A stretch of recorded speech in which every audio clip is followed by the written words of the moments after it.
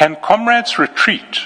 This is under control, and we may put the investigating officer and prosecutor under pressure if everybody is all over.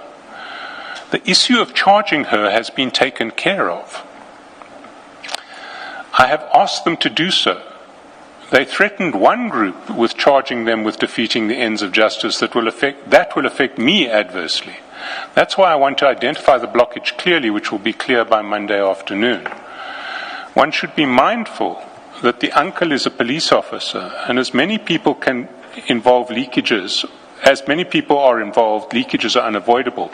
And we may compromise the public prosecutor who has to close the case without any suspicions and close the aspect of possible charge of defeating the ends of justice and perjury as a way to intimidate the project. That's why I say leave it for now. It seems to me it's not clear which prosecutor will deal with it. The matter is with the provincial office. We don't know their program. They're the ones who got the withdrawal on Thursday, despite the claim by a number of people.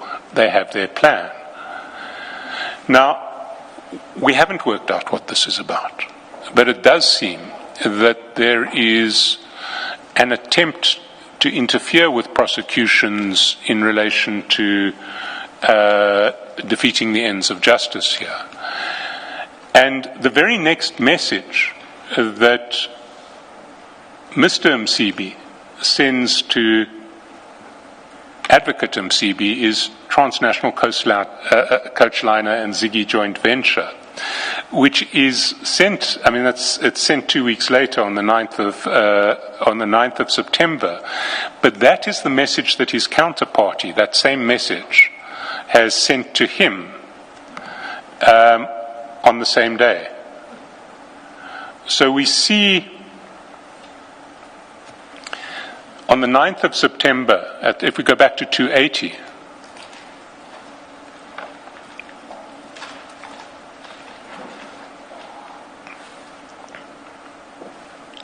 we see at the top of the page the counterparty who's been dealing with the transport contracts with Mr. Msibi and who has been forwarding proofs of payment to Mr. Msibi, sends that same one-line message with the misspelt Transnational Coach Lines and Ziggy joint venture on the 9th of September at 4 p.m.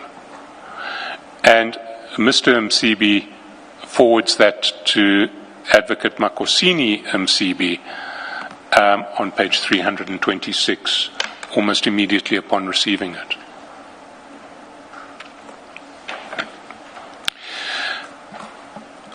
We weren't ready to flight all of these exchanges yet because our investigations haven't actually got to the bottom of it, but there is definitely a connection to this joint venture with Mr. Msibi that we weren't aware of previously, and that prior to Mr. Matlala's arriving yesterday and saying that he saw Mr. Karim at Mr. Msibi's farm, we wouldn't have put the two together but for this connection.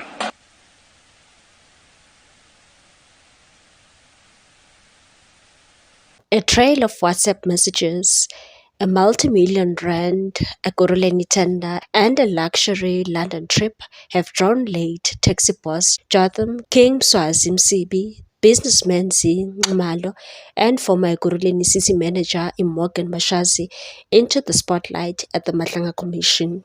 The commission on Monday examined WhatsApp exchanges recovered from Msibi's cell phone with evidence leader Advocate Matthew Charles Carlson SC, using the messages to probe his alleged dealings with Nxumalo and Mashazi over an Ekurhuleni municipal tender. The messages were presented to the commission despite no witness being in the witness box. One exchange showed Nxumalo forwarding Msibi an advertisement for a tender relating to project management unit, a bid Msibi allegedly wanted awarded to Camp Rock. Charles Carlson told the commission that while the Camp Rock bid was still under consideration, Msibi contacted Mashazi, who was then the city manager. The tender was ultimately awarded to Camp Rock Pty Ltd, which Charles Carlson said had been nominated by Msibi. Charles Carlson said, "We see that the successful bidder was none other than Camp Rock Pty Ltd, who had been nominated by Msibi. Further WhatsApp exchanges appeared to capture communication between Msibi and Mashazi. Following a telephone call, Mashazi sent a brief message saying thanks Baba, to which Msibi responded, okay Sisi. The exchanges have, however, been disputed by Nxumalo in an affidavit submitted to the Commission. The Commission has also indicated that it needs to establish who the directors of Camp Rock were before the evidence can be properly assessed. The tender evidence has intensified scrutiny of the relationship between Nxumalo and Mashazi, particularly in light of a lavish London trip undertaken by the former city manager in 2022. In July that year, Mashazi traveled to London with her husband and 2 friends aboard a privately chartered jet. Evidence presented to the Commission placed the cost of the flight at approximately 3.5 million rand, which Nxumalo's company, Zig Revenue Management, involved in settling payment to the aviation provider. Mashazi did not declare the trip while serving as Ekurhuleni city manager. Evidence leader advocate Adila Hasim, senior counsel, told the Commission there was, at that stage, no evidence establishing what Nxumalo received in return for the arrangement.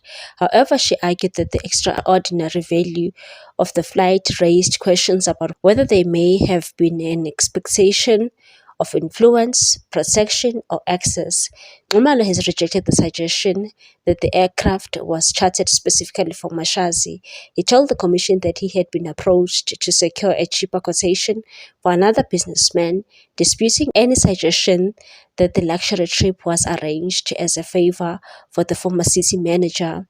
The WhatsApp exchanges, the Camp Rock tender, and London flight have now placed the relationships between the 3 figures under renewed scrutiny as the Commission continues to examine allegations of influence and possible irregularities surrounding public procurement and access to senior officials.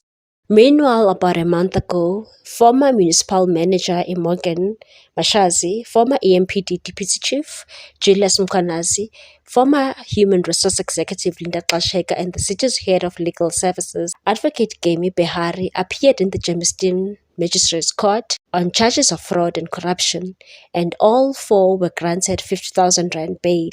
At the center of the state's case is an alleged plan to stop disciplinary proceedings against Julius Mkhwanazi after both the internal investigators and the Independent Police Investigative Directorate recommended that he face action over the controversial Blue Light saga. Mkhwanazi allegedly helped to feed the Blue Lights in Vusimuzi Cat Matlala, the underworld tycoon. According to prosecutors, both the Independent Police Investigative Directorate (IPID) and Ekurhuleni's internal investigators concluded that disciplinary proceedings should be instituted. Instead, the state alleged the process was deliberately brought to a halt. Court papers claim that Mashazi instructed Xasheka and Behari to withdraw the disciplinary proceedings, effectively shielding Mkhwanazi from accountability. The prosecution alleged that the decision was followed by attempts to increase salary packages of Xasheka and Behari. Documents were allegedly prepared for the municipality's remuneration committee, which approved the proposed increases. What's your take on this one, people? Thanks for watching. Please subscribe for more news.